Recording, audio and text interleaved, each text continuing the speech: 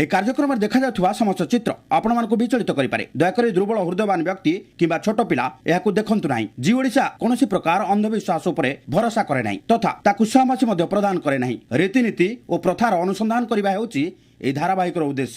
এই কার্যক্রমକୁ ଅଧିକ ରୋମାଞ୍ଚକର କରିବା ପାଇଁ କିଛି ମନଗଢ଼ା ଦୃଶ୍ୟ ଦେଖାଯାଇଛି। ମଦ୍ୟପାନ ଓ ଧୂମ୍ରପାନ ସ୍ୱାସ୍ଥ୍ୟ ପାଇଁ କ୍ଷତିକାରକ।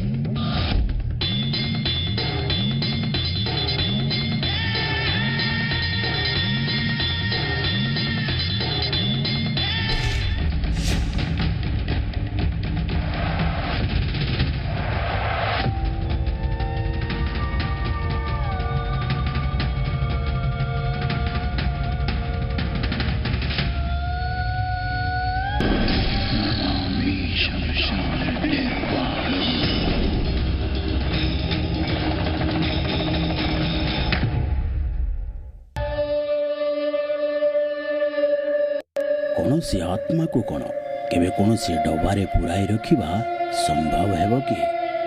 କ'ଣ ଆତ୍ମାମାନଙ୍କର ମଧ୍ୟ ପୂଜା କରାଯାଏ? ସେମାନେ କ'ଣ କେବେ ଶାକାହାରୀ ହୋଇପାରନ୍ତି? କ'ଣ ପିଚାସମାନେ କୌଣସି ଉତ୍ସବ ଥାଏ? କ'ଣ ପିଚାସମାନଙ୍କର କୌଣସି ଉତ୍ସବ ଥାଏ?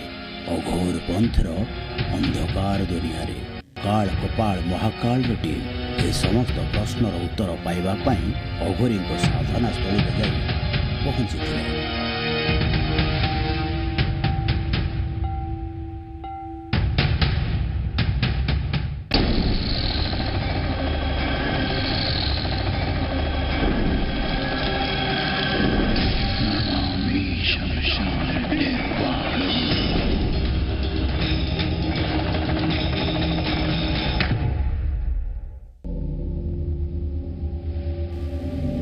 ରାତ୍ରିର ଅନ୍ଧକାର ଭିତରେ କାଳ କପାଳ ମହାକାଳର ଟିମ୍ ଆଉ ଗୋଟିଏ ପାଦ ଆଗକୁ ବାହାରି ପଡ଼ିଥିଲେ।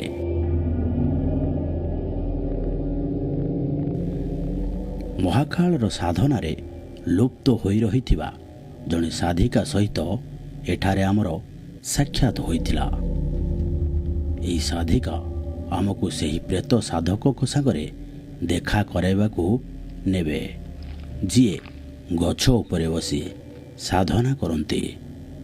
ସାଧିକାଙ୍କ ସାଧନା ସରିଲା ପରେ ସେ ଗୋଟେ ମହମବତୀ ନେଇ ଜଙ୍ଗଲ ଭିତରକୁ ବାହାରିବାକୁ ଲାଗିଲେ, ଯେଉଁଠାରେ ତାଙ୍କ ଗୁରୁ ଅଘୋରୀ ସାଧକ ଗଛ ଉପରେ ବସି ସାଧନା କରୁଥିଲେ।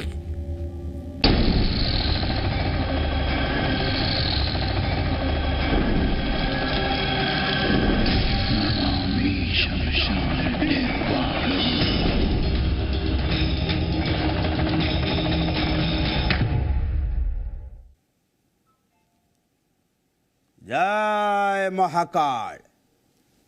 काल कपाल महाकाल आजिर अध्याय को आपण को स्वागत। रात्रिर समय अत्यंत शांत समय होता है। यही समय जड़े अघोरी पाई साधना करने खूब महत्वपूर्ण होता है, कारण यही समय एमिति तांको साधना रे केही बाधा दियंती नाही एवं गछ उपरे साधना कहीं हुए। पशु पक्षी मानक यही साधनारू कौन सी असुविधा न हो बोध हुए से गछ उपरे साधना करा जाए। किंतु कौन होता है प्रेत सरकार स्थली ओ प्रेत सरकार स्थली रे कौन सबू हुए से सबू आज आमे आपण को देखाइबो। किंतु यह पूर्वर आमे पुणी थरे आपण मानकु सावधान कराइबो। चाहिबू जे दुर्बल हृदयवान व्यक्ति यही कार्यक्रम को देखंतु नहीं एवं छोट पिला माने यही कार्यक्रम ठारो दूरे रुहंतु।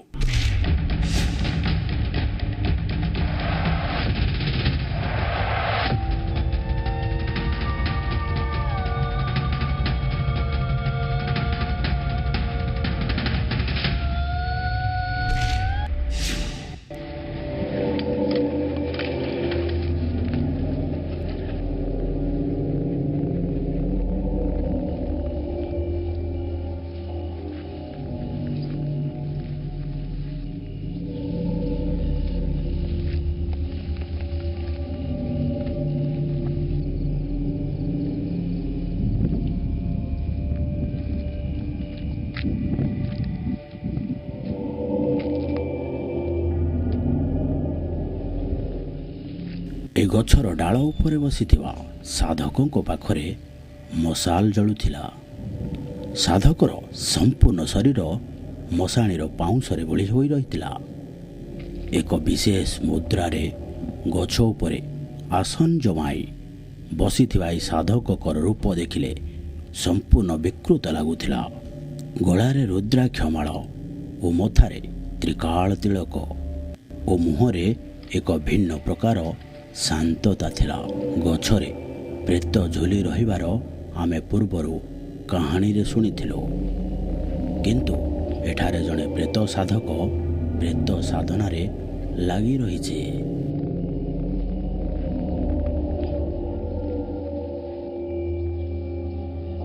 ତୃତୀୟ ପ୍ରହର ରାତି ସରିବାକୁ ବସିଥିଲା। ଏବେ ପ୍ରେତ ସାଧନା ସମାପ୍ତ ହେବାକୁ ବସିଥିଲା। ହଠାତ୍ ସାଧକ ନିଜ ଆଖି ଖୋଲିଥିଲା। ଆଖିକୁ ଦେଖି ଲାଗୁଥିଲା ସତେ ଯେମିତି ତାହା ନିଶାରେ ଭର୍ତ୍ତି ହୋଇ ରହିଛି। ଏହା ସାଧନା ଶକ୍ତିର ଉନ୍ମାଦ ନା ନିଦ୍ରାର ସ୍ୱରୂପ। ସାଧକ ଗଛ ଉପରେ ରଖିଥିବା ଢାଳ ଓ ଚିମୁଟା ତାଙ୍କ ସେବିକାକୁ ଦେଇଦେଲେ ଏବଂ ପ୍ରେତ ସାଧନାର ଆଗାମୀ ପର୍ଯ୍ୟାୟର ପ୍ରସ୍ତୁତି ଆରମ୍ଭ କଲେ। ବିନା କିଛି କହି ସେମିତି ଏକ ଜାଗାରେ ପହଞ୍ଚିଲେ ଯେଉଁଠାରେ ଆଗରୁ କିଛି ପ୍ରସ୍ତୁତି କରି ରଖାଯାଇଥିଲା।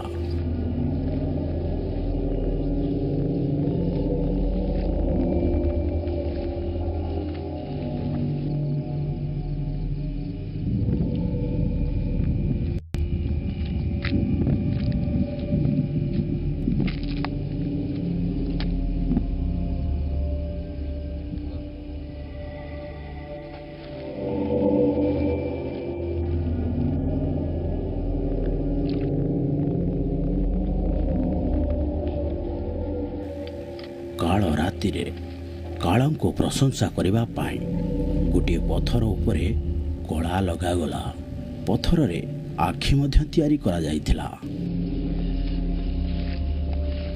ଆମକୁ କୁହାଗଲା ଯେ ତାହା ହେଉଛି ପ୍ରେତର ଚେଲା, ଅର୍ଥାତ୍ ଏହି ପଥରକୁ ପ୍ରେତ ପାଇଁ ପ୍ରତିଷ୍ଠିତ କରାଯାଏ ଏବଂ ପାଖରେ ଗୋଟିଏ ନରମୁଣ୍ଡ ମଧ୍ୟ ରଖାଯାଇଥିଲା। ନରମୁଣ୍ଡକୁ ମଧ୍ୟ ପୂର୍ବରୁ ସଜାଇ ଦିଆଯାଇଥିଲା।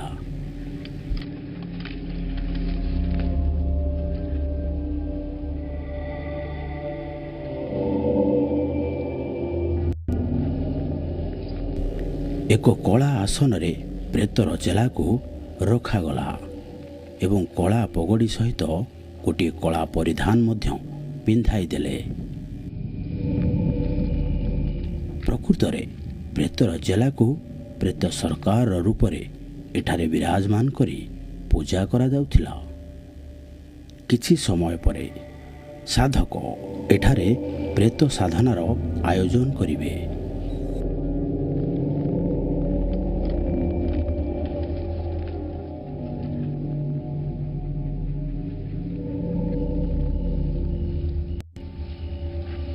ନରମୁଣ୍ଡକୁ ମଧ୍ୟ ପଗଡ଼ି ପିନ୍ଧା ଯାଇଥିଲା, କିନ୍ତୁ ଏହି ପଗଡ଼ିର ରଙ୍ଗ ଲାଲ ଥିଲା।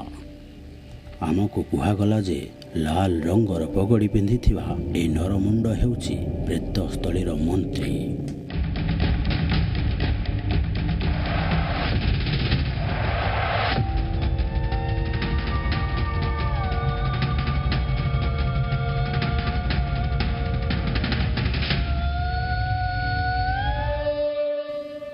ଏବଂ ପ୍ରେତସ୍ଥଳୀର ପ୍ରଜା ଆଉ କେହି ନୁହନ୍ତି, ବରଂ କେବଳ ପ୍ରେତମାନେ ହିଁ ହୋଇଥାନ୍ତି।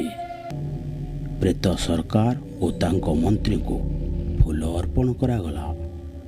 ଏଠାରେ ପୂଜାର ସାମଗ୍ରୀ ରହିଛି, ଅଗରବତୀର ସୁଗନ୍ଧ ରହିଛି, କିଛି ମିଠା ମଧ୍ୟ ରଖାଯାଇଛି। ପ୍ରେତ ପୂଜାର ସ୍ଥଳୀକୁ ଏଭଳି ସାତ୍ୱିକ ଭାବେ ସଜାଯାଇଥିଲା, ଯାହାକୁ ଦେଖି ଆଶ୍ଚର୍ଯ୍ୟ ମଧ୍ୟ ଲାଗୁଛି।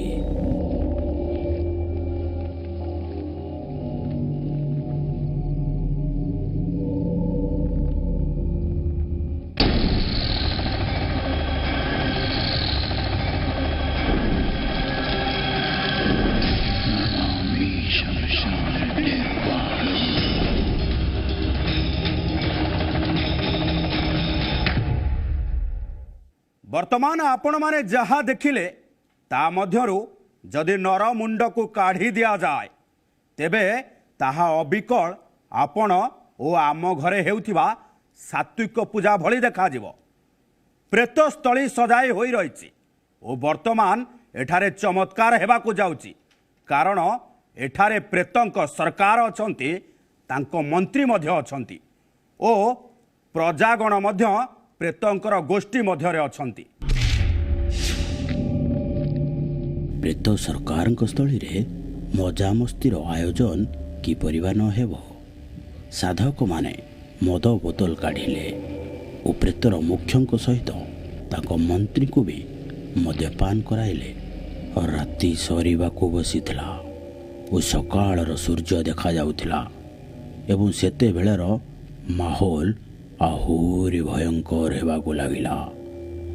ଅଘୋରୀଙ୍କ ସେବିକା ତାଙ୍କ ସ୍ୱାମୀଙ୍କ ଆଦେଶ କ୍ରମେ ଗୋଟିଏ ବ୍ୟାଗ୍ ନେଇକି ଆସିଲେ।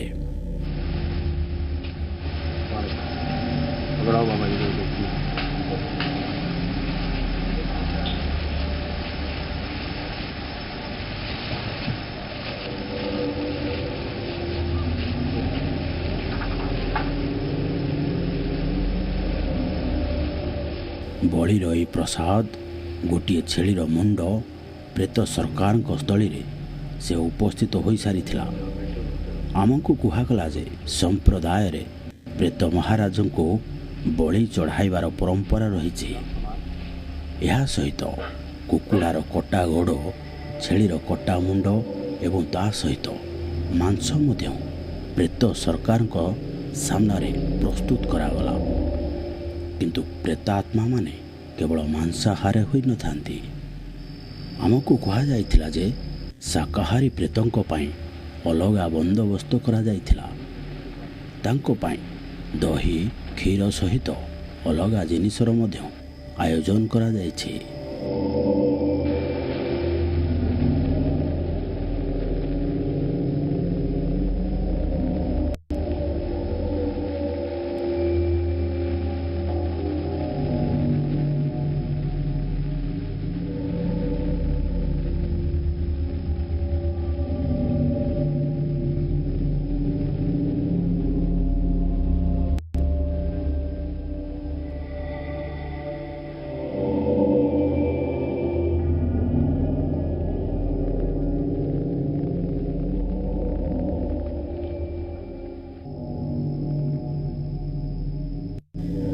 ପ୍ରେତ ସରକାରଙ୍କୁ ପ୍ରସନ୍ନ କରିବା ପାଇଁ ଯୋଗର ଅଲଗା ଅଲଗା ମୁଦ୍ରା ଦ୍ୱାରା ଏହି ଅଘୋରୀ ସାଧନା କରିବାକୁ ଲାଗିଲେ।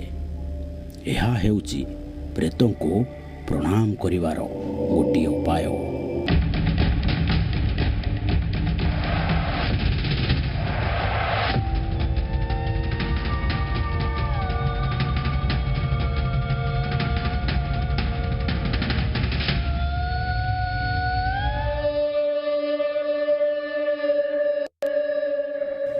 ଭୂତ ପ୍ରେତଙ୍କ ଆଶୀର୍ବାଦ ବିନା କିଛି ହୋଇପାରିବ ନାହିଁ ବୋଲି ମହାକାଳଙ୍କୁ ପ୍ରଣାମ କରାଯାଉଛି।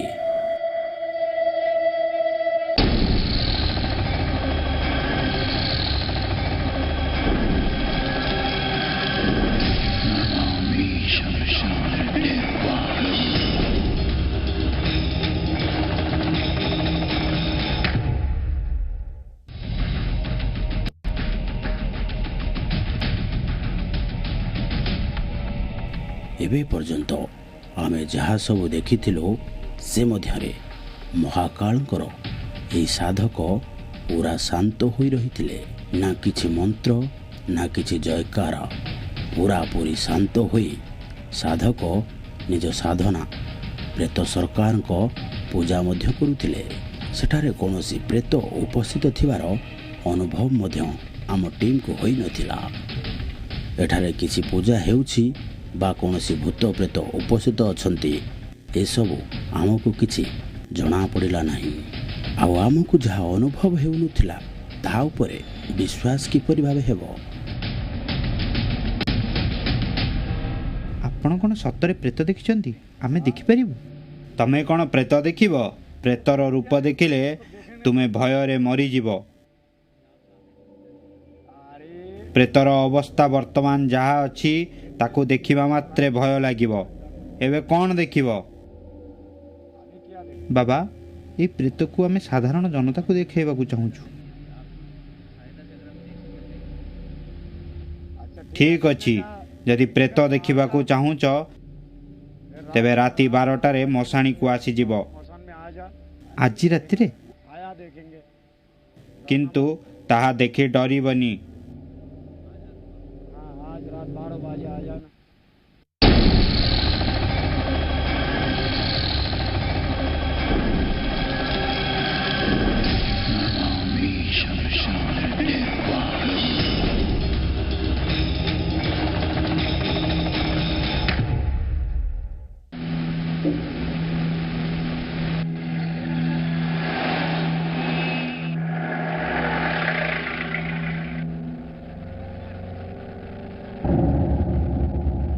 ପ୍ରେତ ଆମକୁ ମଧ୍ୟରାତ୍ରିରେ କେବଳ କାହିଁକି ଦେଖାଯିବ? କାହିଁକି ମଶାଣୀରେ କେବଳ ପ୍ରେତ ଦେଖାଯିବ? ଖାଲି ଆଖିରେ କ'ଣ ପାଇଁ ଦେଖାଯିବ ନାହିଁ? ପ୍ରେତ ସରକାରଙ୍କ ସ୍ଥଳୀ ପ୍ରସ୍ତୁତ କରିଥିବା ଅଘୋରୀକୁ ଆମକୁ କିପରି ଭାବରେ ପ୍ରେତ ଦେଖାଇବ? ଏସବୁ ପ୍ରଶ୍ନକୁ ମନରେ ରଖି ଆମେ ମଶାଣୀରେ ପହଞ୍ଚିଥିଲୁ।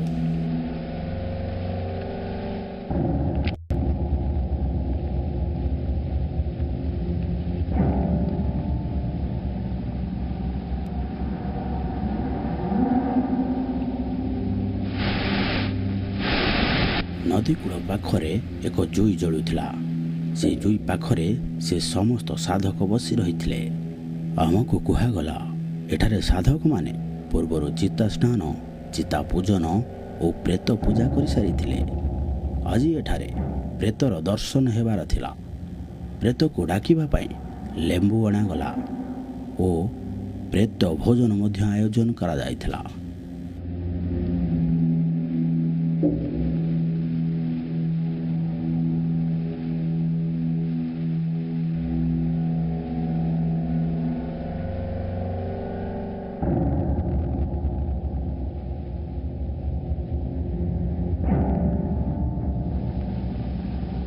ମାଟି ଦୀପରେ ଲବଙ୍ଗ, ପାନମଧୁରୀ, ଗୁଡ଼, ସିନ୍ଦୁର ଓ ଚାଉଳ ସହିତ ମାଂସ ମିଶାଇ ଭୋଗ ପ୍ରସ୍ତୁତ କରାଗଲା।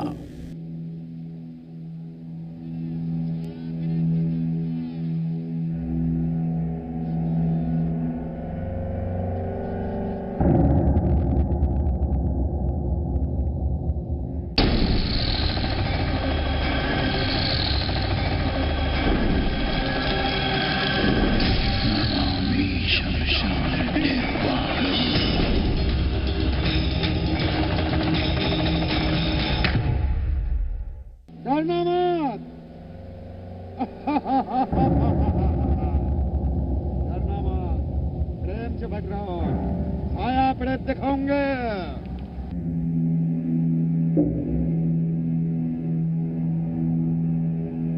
हाँ, आ गया लेखा। हाँ, प्रेत दिखाऊंगे लेखा।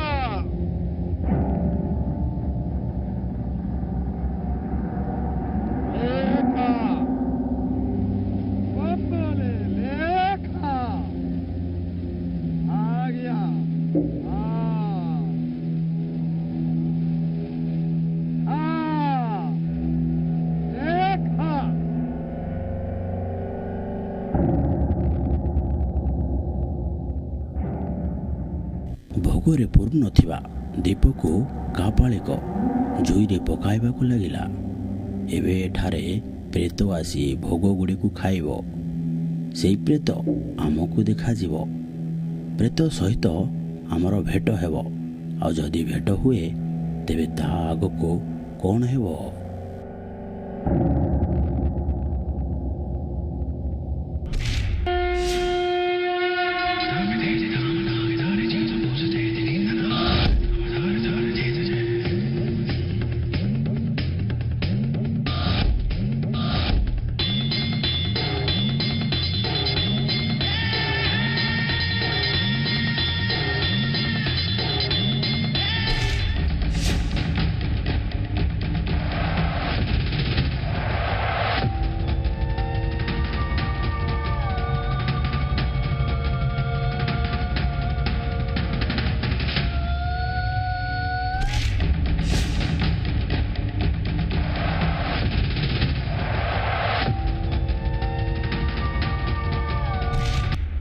ପ୍ରେତକୁ ଆମ ଆଖି ଖୁବ୍ ଅଧୈର୍ଯ୍ୟର ସହିତ ଅପେକ୍ଷା କରି ରହିଥିଲା।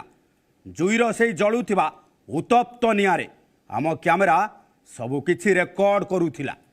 ତେବେ ଏହି ପ୍ରେତ କେତେବେଳେ ଆସି ପହଞ୍ଚିବ, ଆଉ ଯଦି ଆସିବ ତେବେ ତାହାର ରୂପ କିଭଳି ଭାବେ ଥିବ? କ'ଣ ସେହି ପ୍ରେତର ଆଗମନରେ ଆମେ ଡରିଯିବୁ? ଏ ସମସ୍ତ ପ୍ରଶ୍ନର ଉତ୍ତର ଆଗାମୀ ଅଧ୍ୟାୟରେ ଆମେ ଆପଣଙ୍କୁ ଦେବୁ। ଆଜି ପାଇଁ ତ ସମୟ ହୋଇଯାଇଛି। କାଲି ପୁଣି ଦେଖା ହେବ ଠିକ୍ ଏହି ସମୟରେ। ଜୟ ମହାକାଳ।